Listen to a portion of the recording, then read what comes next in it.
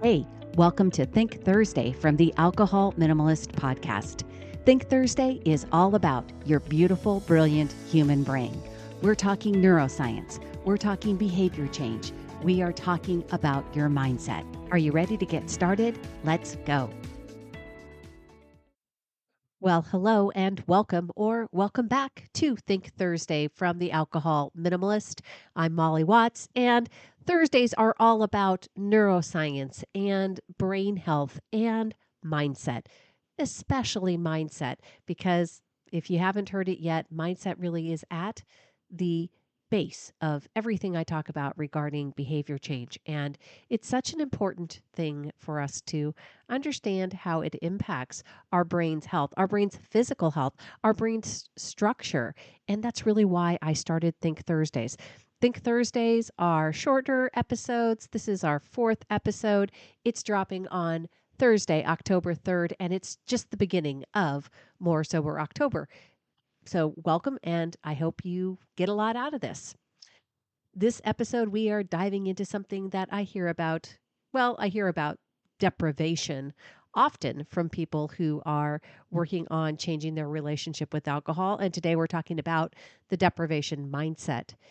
Whether you are talking about the iterative mindset or a growth mindset that we've talked about, or how mindset actually helps rewire the brain, like we talked about in the very first episode of Think Thursday, we keep coming back to that one essential truth.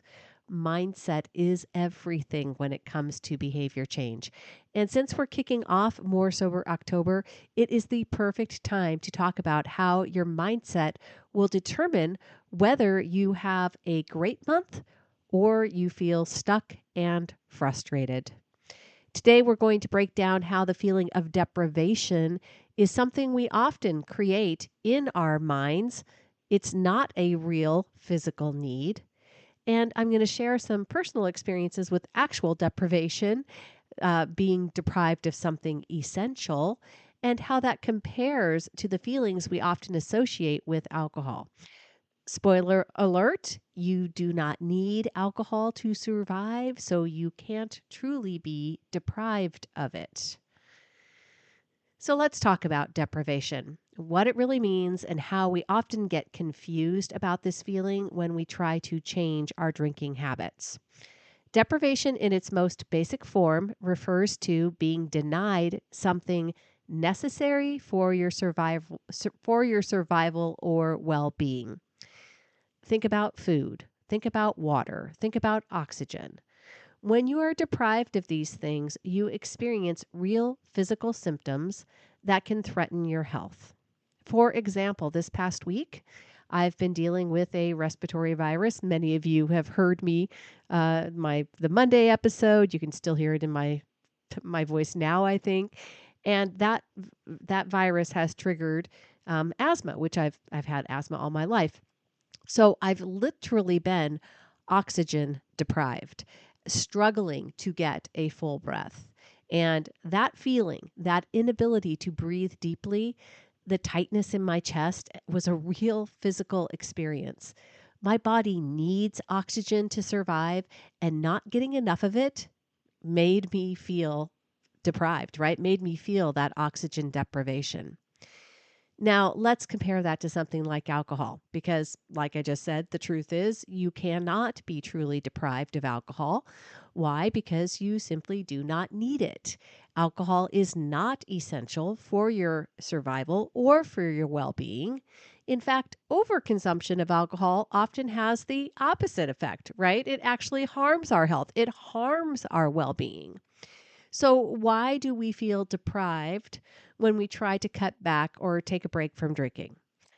The feeling of deprivation that many people experience when they stop drinking isn't real in the physical sense, right? We're not talking about physical withdrawal here. Instead, it's something we create with our thoughts. The deprivation mindset is born from our thinking. It's how we interpret the absence of something that we're used to, right? Not the absence of something that we actually need. When we dive into the psychology behind deprivation, psychologists describe perceived deprivation as a mental and emotional state where you feel as though you're missing out on something important, even if that thing isn't necessary for your survival, right? So obviously, alcohol is a perceived deprivation. Many of us have internalized the idea that drinking is linked to relaxation, it's celebratory, it's fun.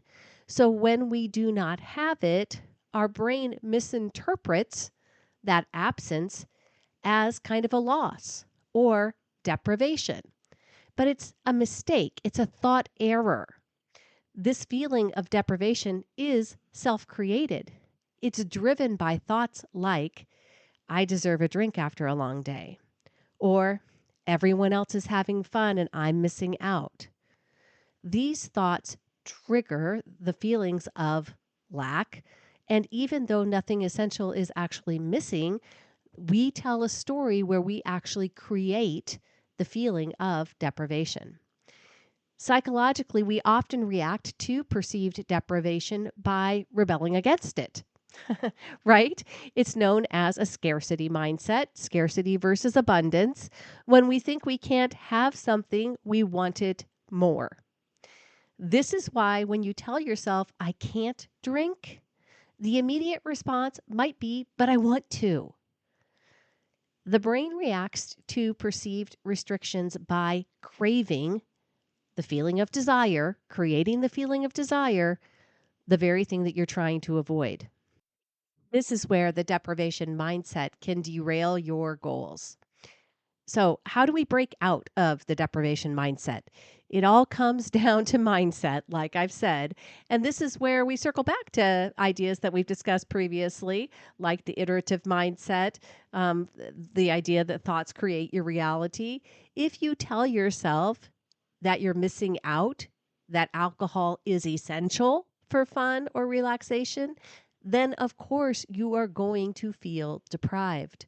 But what if you start thinking about alcohol differently? This is what I do with people. This is what I help them do. I help them change how they think about alcohol. Here's a shift in perspective. Instead of seeing alcohol as something you're being deprived of, think of it as something that you're choosing to step away from. You're not losing anything by cutting back on alcohol. Instead, you're gaining better sleep, more energy, improved health, a clearer mind. You're gaining the ability to be present in your life without the haze of alcohol. Here's an example again from my own life. As an asthma sufferer, when I was feeling oxygen deprived, all I could think about was getting the next full breath. There was nothing else that mattered. And I truly, because oxygen is essential to my survival, that's how I felt. Like I was just fixated on it, right? I wanted to be able to take a deep breath. But when I choose not to drink alcohol, there is no physical need for it there's no real physical need that I'm missing. I don't experience some sort of like fixation. I'm not gasping for it. It is simply a habit that I've learned to reframe in my mind. Now, has that taken practice? Has that taken repetition? Yes. Is it going to feel uncomfortable for you this month if this is the first time that you've been doing it? Yes, it is. But it won't feel that way forever. And it isn't the same thing as not being deprived of something that you truly physically need. All right. And I want you to remember that. With the right thoughts, you can remove the sense of loss around alcohol. You're not deprived, you're empowered. You're making a choice that serves your long-term well-being, and that's a very different feeling from true deprivation. Let's also get clear on the difference between deprivation and desire. All right. Often what we label as deprivation is really just desire in disguise. You may desire a drink because you associate it with relaxation, that you associate it with the weekend, you associate it with going out, you associate it with going to bed, you name it. But that desire isn't the same thing as being deprived of something essential, right? When we confuse desire for deprivation, We make it harder on ourselves to stick to our goals because we feel like we're losing out on something important. But the key is recognizing that desire is something you can manage. It's not the same as deprivation. Desire comes from thoughts, and thoughts are something you can change. By changing the way you think about alcohol, you change the way you feel about it. When you stop seeing alcohol as something you need or deserve, you stop feeling deprived without it. Since we're kicking off More Sober October, now is the perfect time to reframe your thoughts around deprivation. Instead of focusing on what you're giving up, think about what you're gaining. You're not being deprived of alcohol. You're choosing a month where you can focus on better health, more energy, and a clearer mind. Here are some tips for making this mindset shift. Number one, focus on what you're gaining. Like I just said, each time you notice a thought about what you're missing, quote unquote, consciously shift your focus to what you're gaining by not drinking. Literally redirect your mind and say, I'm getting better sleep. I'm going to have fewer regrets. I'm going to have more focus. These are all powerful motivators. Number two, challenge deprivation thoughts. When you catch yourself thinking, I feel so deprived, ask yourself, do I really need alcohol right now? Or is this just a habit I've learned to associate with certain situations? Remind yourself that you don't need alcohol for anything essential. Number three, practice gratitude. Turn your attention toward what you're grateful for in this journey. Gratitude helps shift your mindset away from feelings of lack and toward abundance. When you are in a scenario, a social setting, you're not drinking alcohol, turn your attention to your friends, to your loved ones, to the beautiful weather, to the the party that you're at, to the hostess, whatever. When you focus outward and have an attitude of gratitude, it takes a lot to get to a feeling of deprivation. I guarantee you, you will much more often have that feeling of abundance. Number four, remind yourself of the truth. Be factual. Deprivation happens when you're missing something vital, like oxygen or food. Alcohol just doesn't fit that category. It's not something you need. Keep reminding yourself of this truth. Now, before we wrap up, I want to acknowledge something important. I know that all this talk about mindset can sometimes sound like a bunch of positive affirmations or the cheerleader mentality, but let me be clear. Mindset work isn't fluffy, low impact work. It's not just about feeling good or thinking happy thoughts. It's about actively reshaping your brain and your life. Here's the truth. The difference between people who succeed in changing their habits and those who haven't succeeded yet aren't that the successful people never have negative self-talk or crappy thoughts. It's that they argue against those thoughts. They don't listen to the old story that keeps them stuck in their habits, and instead they challenge it and they take better actions, right? Doing mindset work is hard.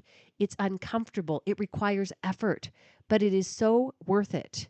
This is the kind of work that creates change for the rest of your life. When you master your mindset, you stop feeling deprived. You stop falling back into old patterns, and you start creating a life that aligns with what you truly want. Remember, as we go through More Sober October, the feeling of deprivation is not about what you need, it's about how you think. You can't be deprived of alcohol because it's not essential for your survival. With the right mindset, you'll not only have a successful month, but you'll also create lasting change. And that's what this is all about, creating a life where you feel empowered, not deprived. That's all for today on Think Thursday. Hey, if you're enjoying these episodes, please leave a review, share it with a friend, send me a note. Somebody sent me a note last week, an email. Really appreciated that. And, you know, I hope that you or someone else might benefit from these insights. Remember, you're not being deprived. You're gaining so much by making these changes. Stay focused on the positive, keep challenging those old stories, and you will be amazed at how great More Sober October can feel. Until next time, take care of yourselves, choose peace, and take care of that beautiful, brilliant human brain of yours.